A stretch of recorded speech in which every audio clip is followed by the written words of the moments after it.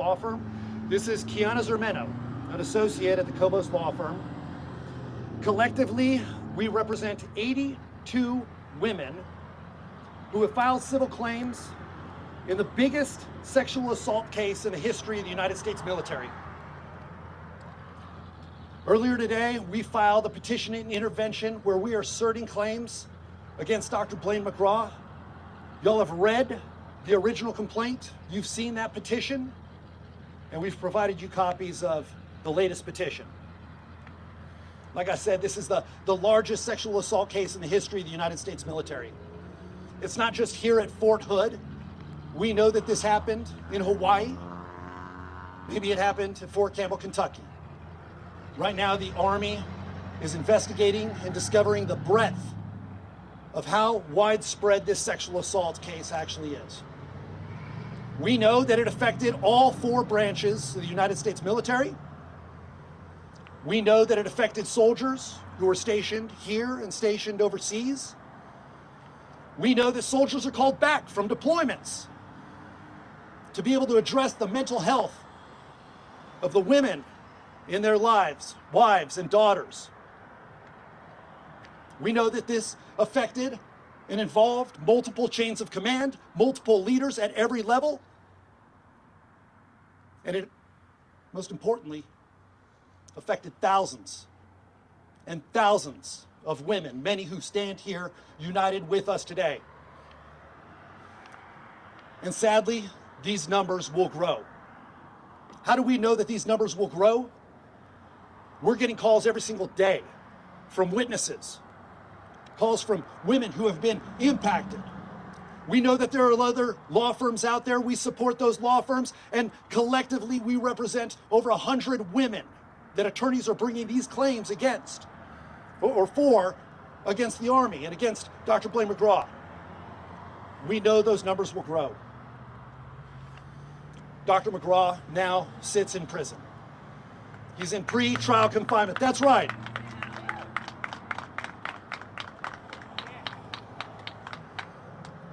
Dr. McGraw is not walking around Walmart today. He's not checking in with his command via telephone every 2 hours like he was a week ago. He's in jail, in pre-trial confinement, and that's where he should be. We also know that charges against Dr. Blaine McGraw were preferred yesterday by Army prosecutors.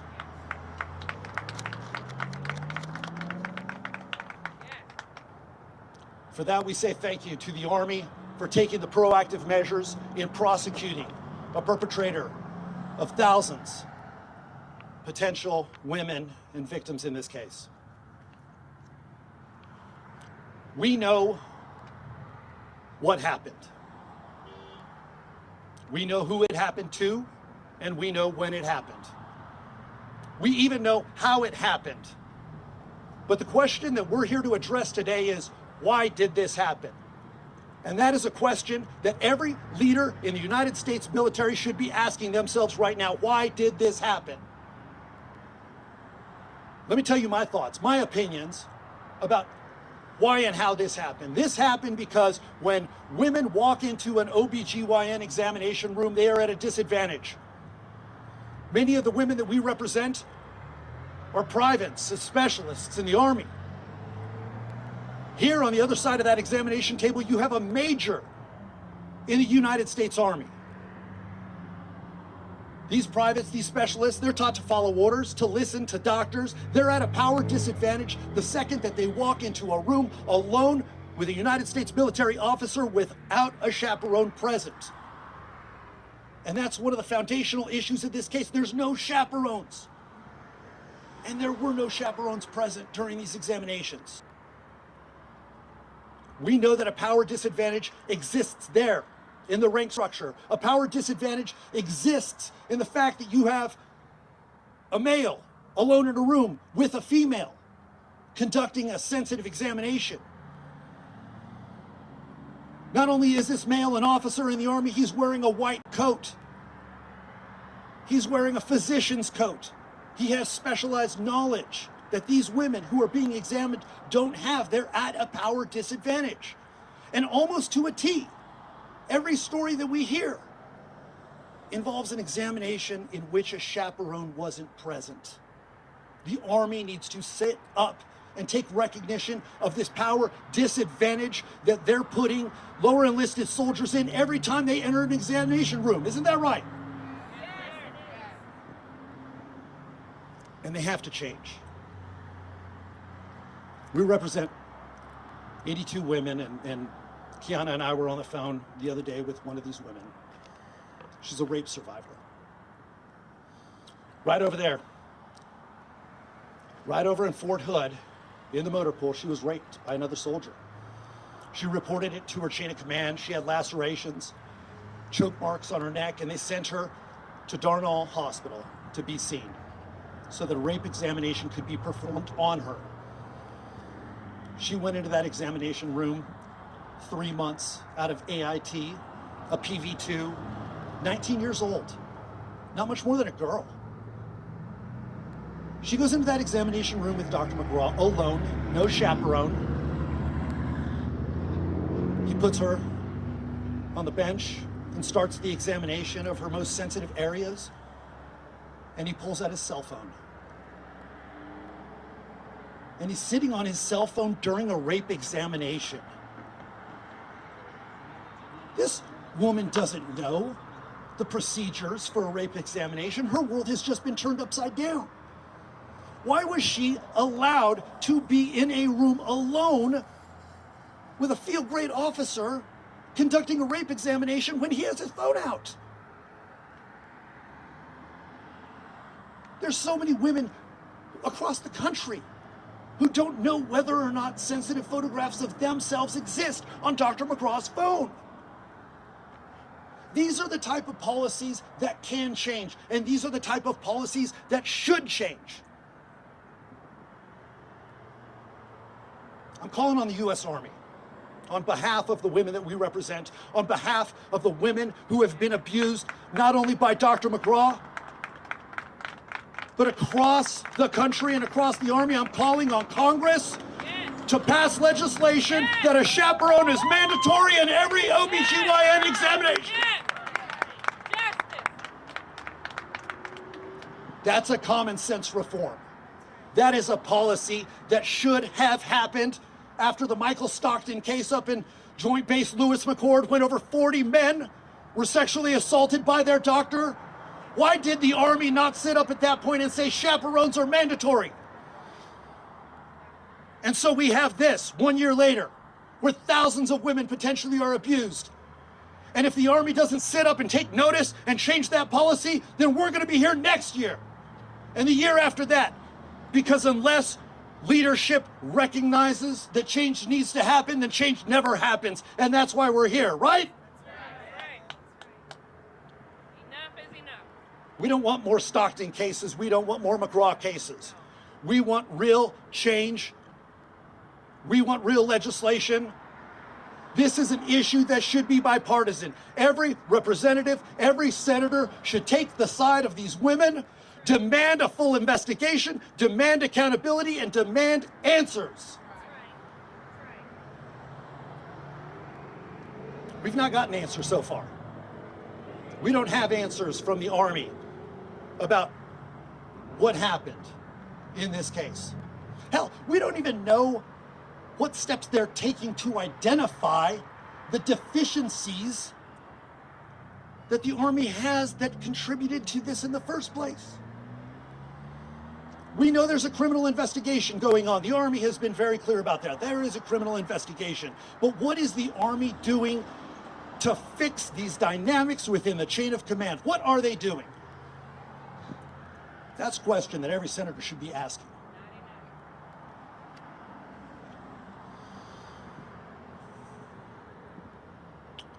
I wanted to know that answer.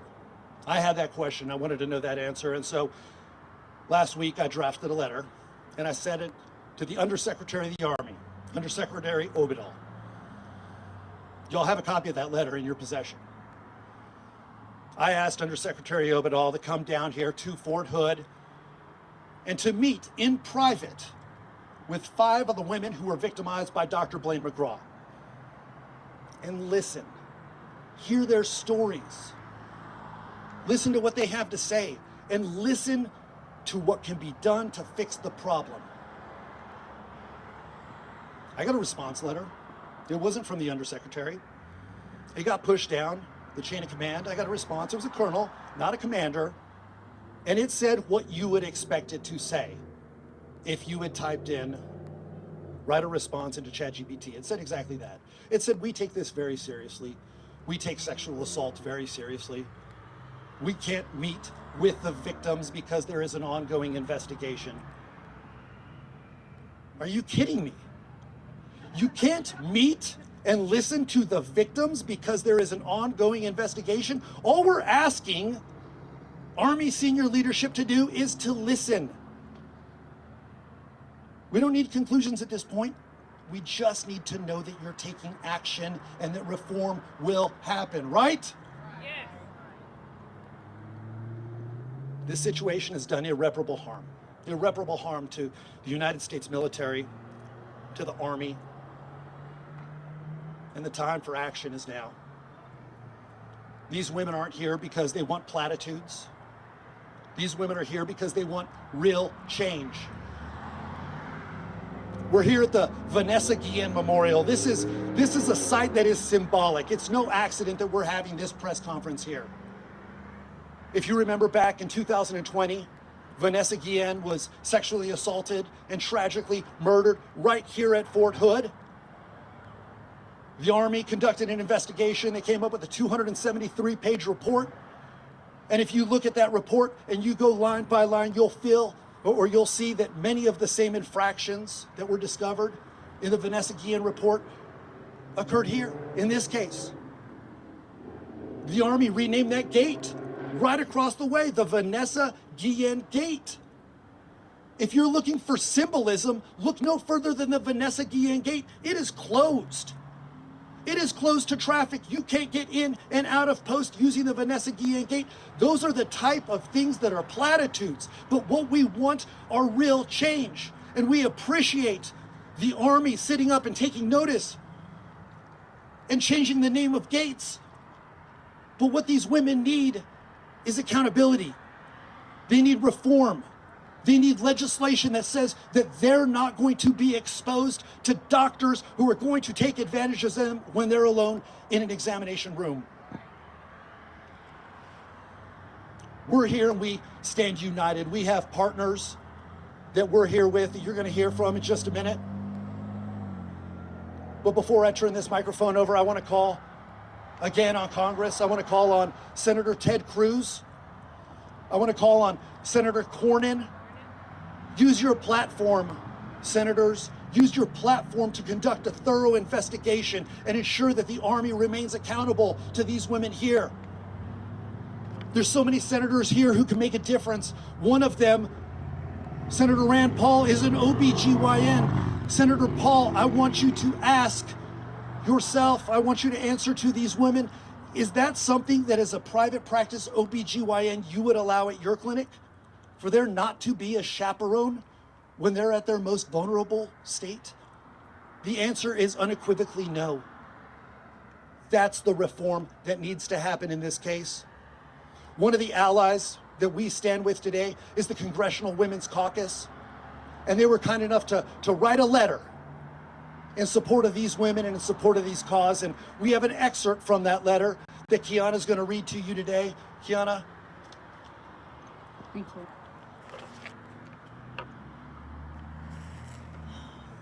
The fact that this reported abuse occurred at the same base as Specialist Guillen's murder is appalling. All women should feel safe on military bases, and they surely should be able to safely seek treatment without fear of sexual abuse.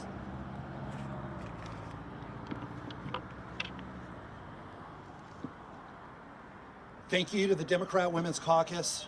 We hope to hear from the Republican Women's Caucus and, quite frankly, from every representative and every senator on this issue, because this is an issue that needs to be addressed.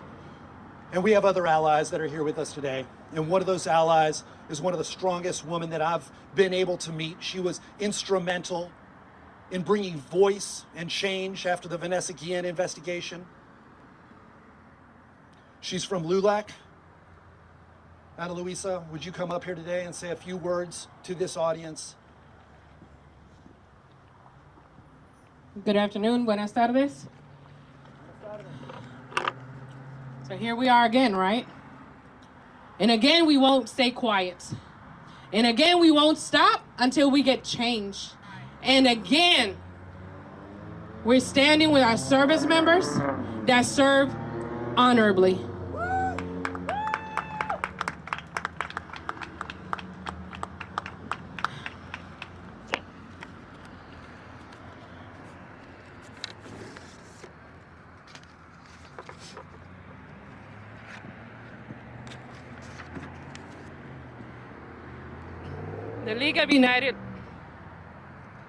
The League of United Latin American Citizens of America is the oldest and largest Latino civil rights organization in the United States and Texas. Founded in 1929, LULAC is a civil rights organization committed to advancing the rights and opportunities of Latinos throughout advocacy, community building, and education. I'm going to tell you that this didn't only just happen to Latinos, it happened to all of our community. If it affected one person, that person is connected to another person and connected to another person. So nothing is going to limit our voice here locally, in the halls of justice, in the halls of Congress. I promise you that. We're going to make change. We're going to stay quiet. We're going to speak it in English, in Espanol. Those who have sign language, let's go. Whatever language you speak, let's speak justice for all. All means all. Not red, not blue, not gray, it's not a rainbow issue. It's a life issue. You sign on the dotted line to serve honorably, then you deserve every single service to be there, to get the best quality of service, medical, anything that has to do with you, you need to have the best. Did these victims get the best? Absolutely not. They got the worst. He had a license to practice. He had a license to be trusted, and he mangled that trust. So we stand here today, unidos. Learn that word. Unidos means united. Ladies, some of you have those shirts. Unidos for justice. We're united for justice. Your last name can be Gonzalez, Rodriguez, Brown, Jackson, it don't matter. We're going to be united in this, and we're not going to stay quiet. If you stay quiet now. LULAC Herencia Council 4297 in District 17 stands with the brave women at Fort Hood who have suffered grievously at Darnell Army Medical Center. The failures to ensure that its medical policies and practices were properly enforced here are unacceptable. This was a betrayal not only of patients, but of trust, dignity, and the basic duty of care owed to every soldier and every human being. The lack of accountability does real harm. It endangers patient care. It breaks the bond of trust with military families and threatens the strength of our force. We're as strong as our strongest and weak as our weakest. Is this correct? Our service women, military spouses, and families deserve oversight, transparency, and an unwavering commitment to quality medical care in every military medical facility. Whether you're in the continental United States, if you're in Germany, in your Korea, wherever you happen to be, you need to have the utmost and the best medical care because you are the force that protects this great nation, the United States of America. We will not relent because every woman at Fort Hood, every patient in the military health system deserves nothing less than our full solidarity and fight for dignity, safety, and respect. May those harmed find strength in our support, and may the system finally change to honor the women who serve our country. LULAC Herencia 4297 in District 17 stand ready to work with Fort Hood leadership and the Army in any military branch. I'm adding that. Any military branch. Ladies and gentlemen, I'm angry. Forgive me. To ensure this never happens again, the Congressional Armed Service Committees will be formally asked to review this healthcare incident to ensure the victims receive justice and all those accused are held accountable. Every person that had anything to do with this, you failed to report it, you didn't see the importance of it, you thought it was going to go away on its own, you're part of the problem. You are part of the problem. That voice for that patient, for that victim, I hate that word victim, because you know what? Through justice, they will be victorious. They will have that justice. And when they say justice for all, we say justice for all. They will receive justice and everybody will be held accountable, starting from the lowest enlisted to the highest. It doesn't matter. Justice, do a sweep throughout. Keep this from happening again. Give the security and the service that our service members deserve. They deserve our best. No less. No less. May God bless the victims. Not only their victims, you can say it can be up to 1,500. Multiply that by an average of 5 people attached to that person, and multiply that by that neighborhood. Multiply it, and you know what it does? It comes right back to, starts here with us. It goes all the way to the White House. From the White House, it comes right back to us. So let's take care of this community. Let's take care of service members. Let's take care of our nation.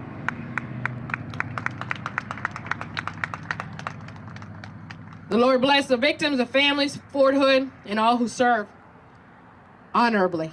Hang on that. Honorably. LULAC and United States of America. We thank you for your time, not only showing up today. Put your pen to the wind. Contact your representatives. Let them not forget that one person, one name changes the whole wave of justice, and we won't stop until we get justice. If you say the same, can we say justice 3 times? Justice, justice, justice. At this time, I'm bringing one of our sisters. I'm Shield of Sisters, Miss Shelley. And thank you for serving honorably.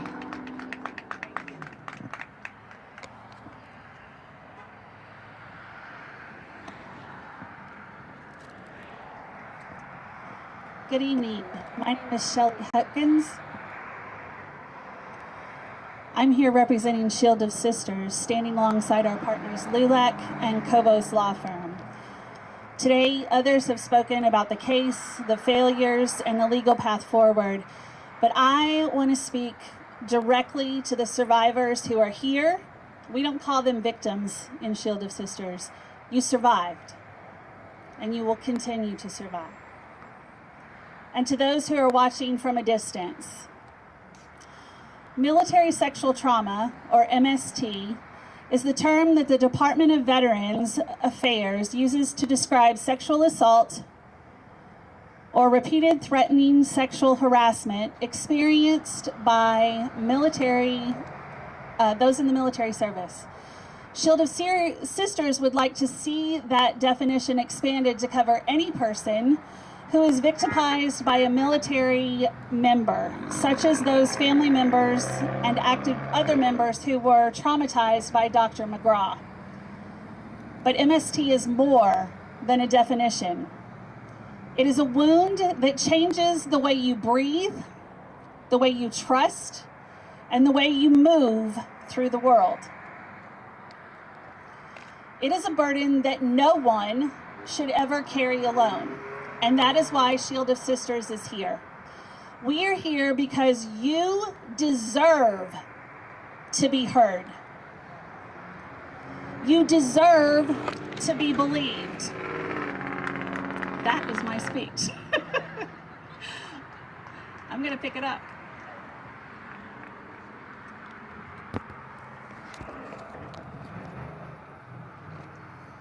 You deserve to be supported, not silenced. We've heard stories from McGraw's survivors that they made reports and they were not believed. They were laughed at, ignored, not going to happen with Shield of Sisters. That's not going to happen with Kobos Law Firm. Shield of Sisters, though, is not just an advocacy organization. We are a community of survivors and supporters who walk with you through the hardest part of your healing. We also partner with organizations that help you with other challenges you might face in your healing, such as financial stress, eating disorders, and addictions. We connect survivors to trusted mental health resources. We host retreats where you can breathe again, rest again, and remember who you are outside of your trauma. And through our Battle Angels program, we walk beside you as you move from surviving to thriving. We are here because your story matters. It matters. Your voice matters. Your healing matters. And to every survivor of military sexual trauma, sexual assault, sexual harassment, rape, any kind of sexual assault that can be mentioned here, standing here today, and to every survivor who could not be here, we hear you.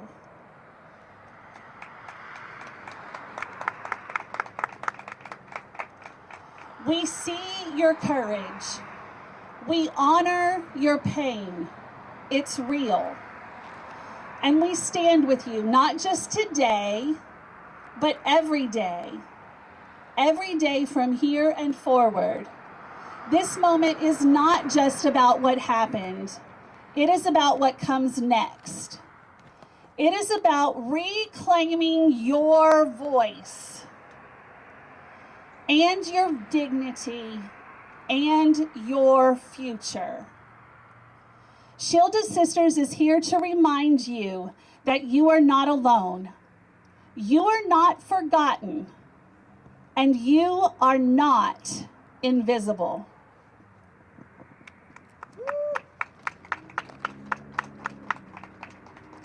You are powerful. You are worthy, and you are surrounded by a community that refuses to let you walk this road alone. We hear you, we are here for you, and we believe the things you have said. We stand with you, and we stand with each of those who have yet to speak.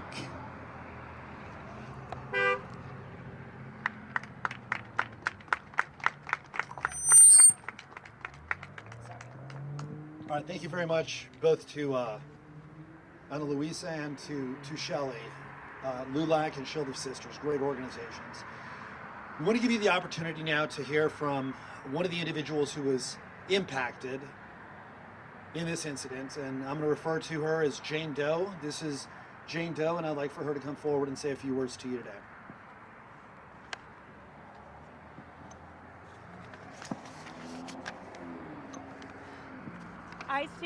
I stand here today, not just as a survivor, but as a woman and mother.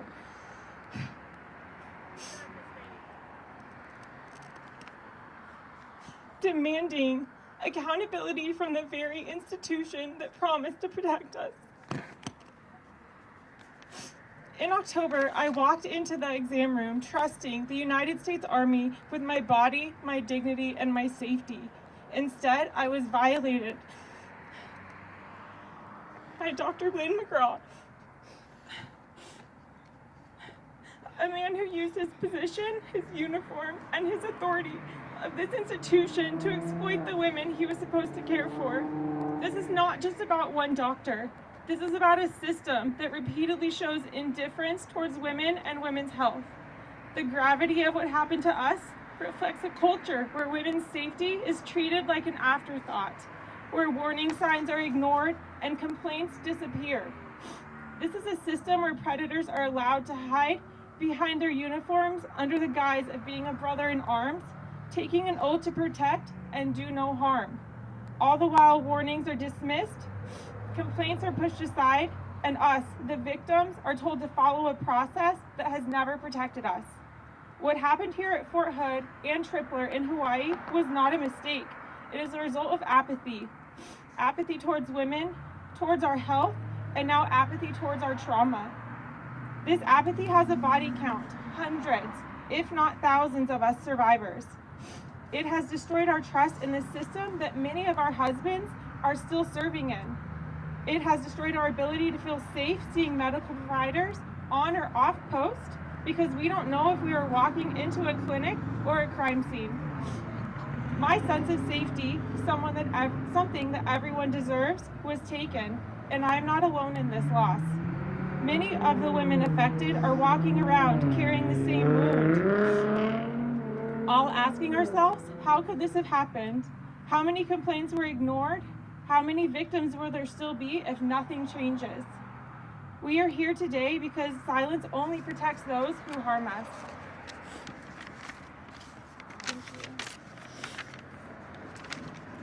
We refuse to accept an institution that treats women's safety as optional. Right. We are here because the Army cannot continue to ask women to serve, sacrifice, and trust, all while failing to protect us. We demand change, not only for ourselves, but for our daughters and those that will come after us. We refuse to let the next generation of women grow up knowing that their safety in a medical office depends on luck. We demand a system where our bodies are respected, where accountability is non-negotiable, and transparency is the standard. Yes. A system where predators cannot hide behind rank, position, or bureaucracy. To the Army leadership, your actions in the next coming days and months will show the world whether you stand with survivors or you stand with silence. Whether or not you value women's lives and safety, whether you are willing to confront the harm you have allowed, or do you continue to pretend this is an isolated case? We have survived what is done to us, but the institution must now do their part. It is your moment to prove that we matter, that women matter, our daughters matter, our safety and our trauma matters. We want to know that this will never happen again. We are not asking for change, we are demanding it. Yes. We deserve better, and so do the women that will come after us. Right.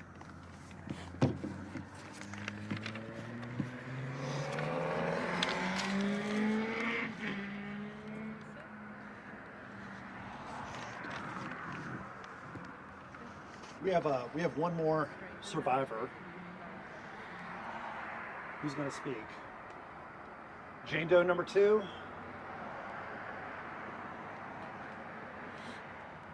Jane Doe number 2, come on. And if you'd like to stand with Jane Doe as she makes her statement, feel free to come on up here and support her and stand with her as she communicates these words.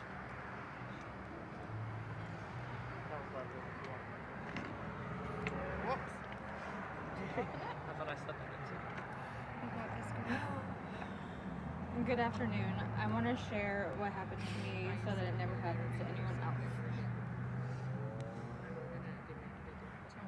Please bear with me if I get emotional. It is an emotional day and a time right now. And bear with me because I'll most likely get emotional while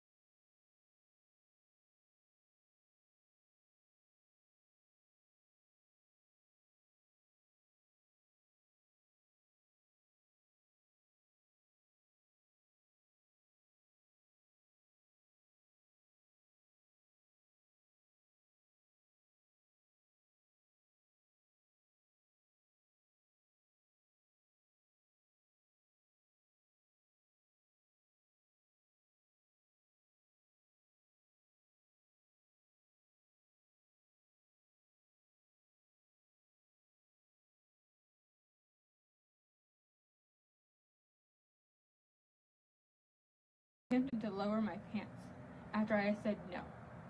He grazed both. You're doing a good job, sweetie. You're being so brave. You're being so brave.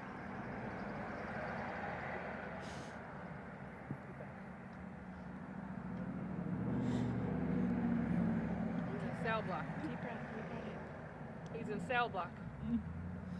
Not enough. He'll stay in cell block. You're taking your power back. Come on. I said no.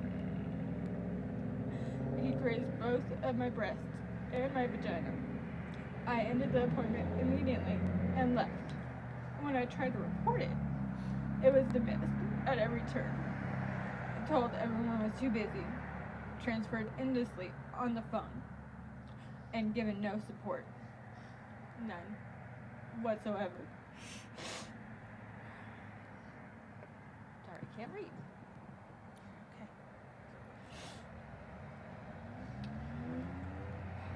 Even my request for an off-base OB referral was denied. The clinic attempted to schedule me with the same doctor, Dr. McCall, multiple times afterwards. I refused, of course. I completely lost trust in the hospital and the system that was supposed to protect me. This experience has taken a very heavy toll on my mental health.